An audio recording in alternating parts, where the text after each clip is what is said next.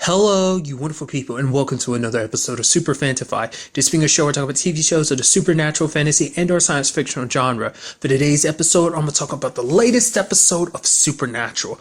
Another great episode. I like this tone of this episode because it kind of has that like serious tone to it, but at the same time it's very silly because obviously the grand aspect of this episode is like, oh yeah, this is like a heist episode. It's kind of interesting because we said had that whole England thing at the beginning. I was like, oh man, this is going to have something to do with the men of letters, the British men of letters, and maybe it eventually will, just because it's like a museum or whatever they ended up getting, like that ended up getting stolen from. Also, interestingly enough, that's such an interesting way for a demon to steal too. It's like all you have to do is leave one person's body and possess the next person. It's like an in and out quick type of situation.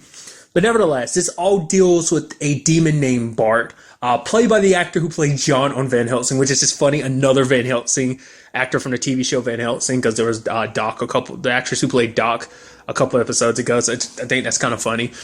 Basically, he will give Sam and Dean a Nephilim tracking spell, which is kind of interesting how the whole story goes, because it's like it goes back to King Solomon, who used it to basically stalk the Queen of Sheba because she was also a Nephilim. And even I like the way Dean put it, so he basically used it to stalk his girlfriend, know where she was at. It's like basically, I was like, that's interesting. It's just funny when you break folklores down basically like that. It's like, oh, like this certain story, you think of it this way, but then it's like, nah, like when you break it down in modern terms, it's just like, it was him just being being a super obsessive boyfriend. Like, I need to know where you are every minute, man. Need to make sure you're not cheating on me.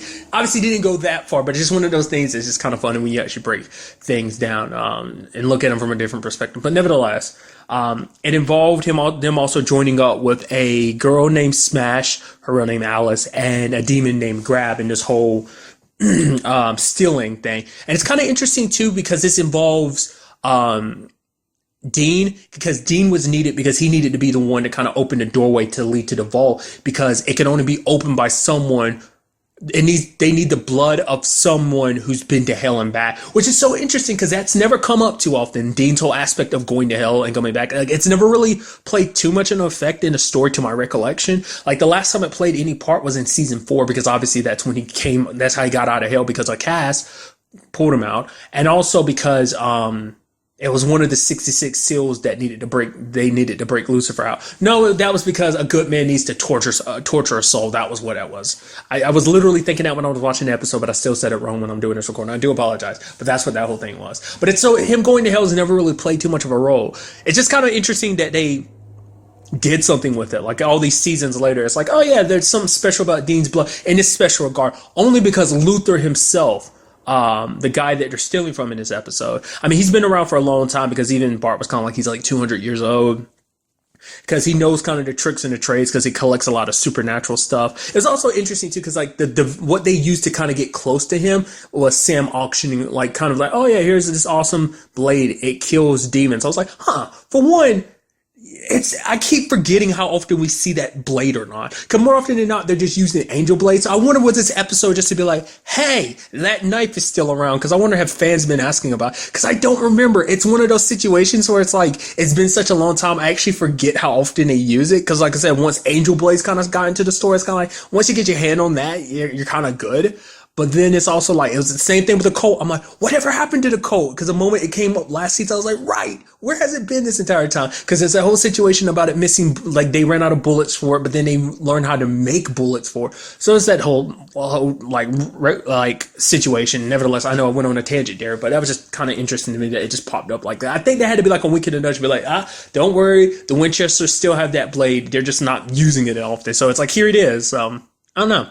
I feel like he could have easily gotten something else, like could have used one of their angel blades. It's like, why that specifically? But I don't know. Maybe I'm just overthinking it.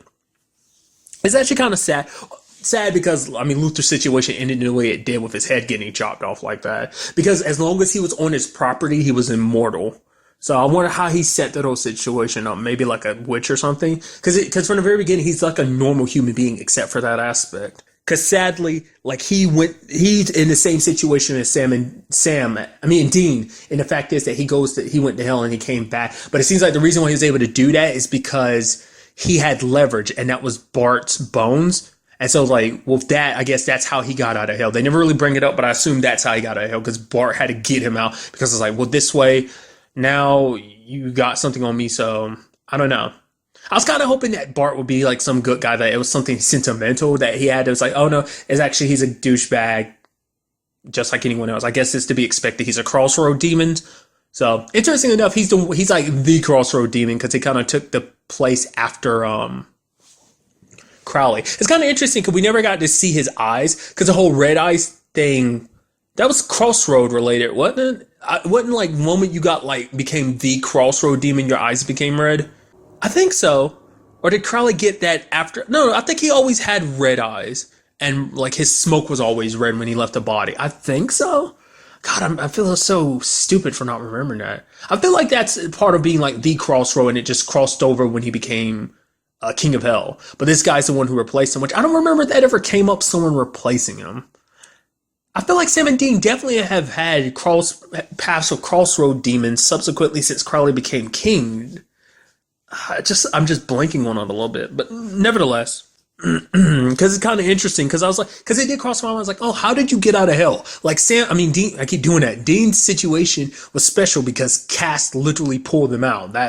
And I don't think that's an easy task either. Like, I think if I remember correctly, Cass made it seem like it was kind of it's a pretty big deal being pulled from hell anyway, but also being like, I don't know. It's kind of interesting. So. I mean, because I also appreciate that whole storyline too, because it's like, oh, because like he's the only other person I think across the entire other series that's ever been like, oh, pulled from hell. I think. Like other people kind of popped up in certain regards, like John came at as a spirit, even though his soul's in hell. I don't know how that whole situation worked because he made a deal with the Crossroad Demons to save Dean's life in between like in season 2. So that's why I'm like, I don't know how that whole situation worked in that regard, but it's like, maybe your spirit's a little bit different from your soul. I mean, I don't know. I think it's the same thing, but nevertheless, I don't think there's ever been a situation where it's like anyone else has made that trip back except for those two. So I just thought that was kind of interesting. Like I said, it's also sad because it's like the whole situation is like, because Luther's situation was his son was sick and he made a deal and Bart healed his son, but immediately sometime after his son died, it's like, well, what was the whole point? It was just like, oh, you didn't read the fine print. So that just kind of sucked. And it was basically, him being kind of a slimy, conniving bastard. So, I mean, the fact of the matter is Sam and Dean wanted to kill him anyway, just because it's like,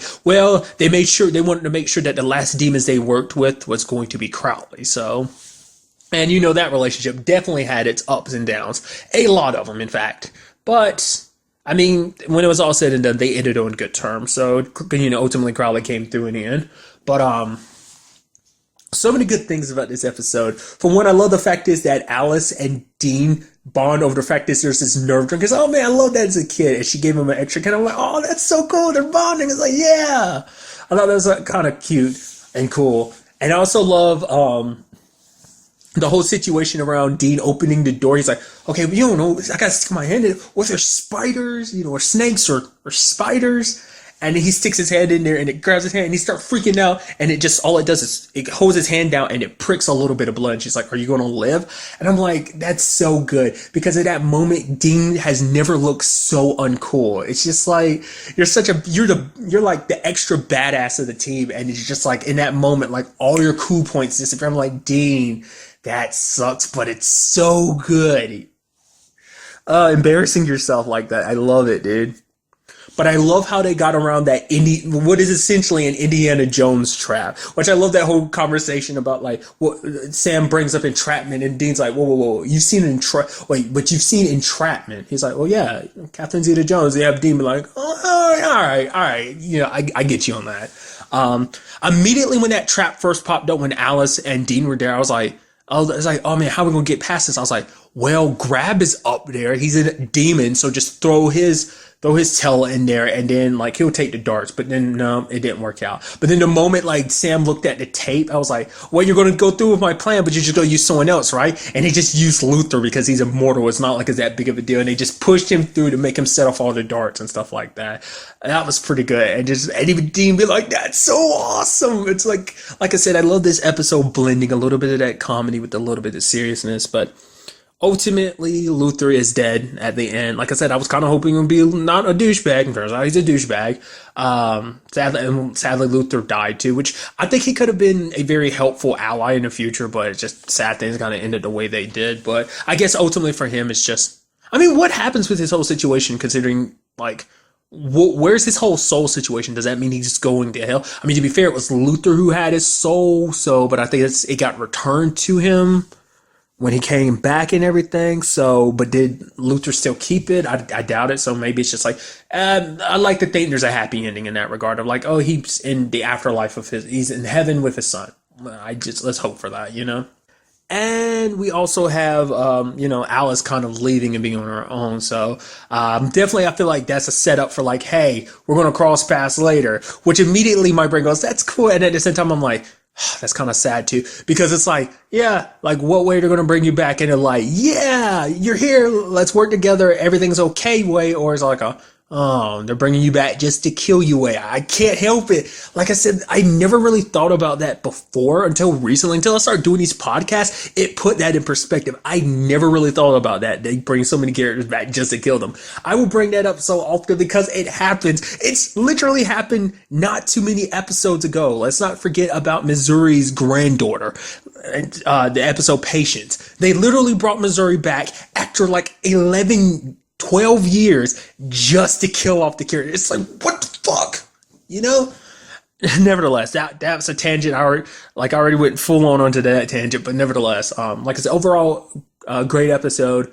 I am curious though why Bart did go against Asmodeus. He makes it seem like, he doesn't trust Asmodeus, but he trusts Asmodeus less than he trusts the Winchester. So it was just kind of interesting to me. It's like, why'd you betray him? I guess he felt like this would be kind of an opportunity to take advantage of it because it's just kind of like sticking it to Asmodeus. Like, was it before now? Was it that? Well, no, because I forgot. Like, because the whole deal was to get that so that they could give it to Asmodeus so that he could find Jack. So that's clearing that up in my head. I forgot. So, but it's like, I guess he felt like, no, because he knew that he couldn't, like, the whole point is he knew he couldn't trust Asmodeus. Asmodeus was probably promising, it's like, well, now I'm in this position to kind of being king of hell. I'll get your bones back from you from Luther. But even Luther didn't play ball because it's like, no one bosses me around but me. So I think that kind of says a lot to the fact is that even in his situation, he would stand up to a Prince of Hell. It's like, could a Prince of Hell go around his, like, immortality? Especially as we see, like, Princes of Hell would just, like, pop people like it's nothing. It's just a call. Boom, and you puff into nothing. So it's like, I don't know. Is that something that Asmodeus would be able to, counter? Was that? Nevertheless, that's just me thinking about that. So sadly, this means that the boys don't have the other half of the spell. They do still have the first half, so maybe they can make something come about that. I don't know. Like without the second half, they said it's useless, but maybe, given enough time, Sam can kind of figure something out or something else can come along to be like, kind of fill in the gaps for them. So I don't know. Like I said, very great episode. Very interested to see what goes down in the next episode, the continuation of all of this. Like, sadly, like, the Winchesters still don't know that the situation, well, for one, that Lucifer's back. And the fact is that both him and Cass are locked up in the cell. Because even Sam called, was it Sam? Yeah, I think Sam called Cass in this episode. Obviously, we didn't see, but like kind of off screen. And he's like, yeah, Cass said still no sign. It's like not realizing it's Asmodeus. So we just kind of have to wait and see what goes on from here. But really, that's all I want to talk about. Till the next time we meet, be happy, be safe, live life to the fullest, and enjoy it. Good day and good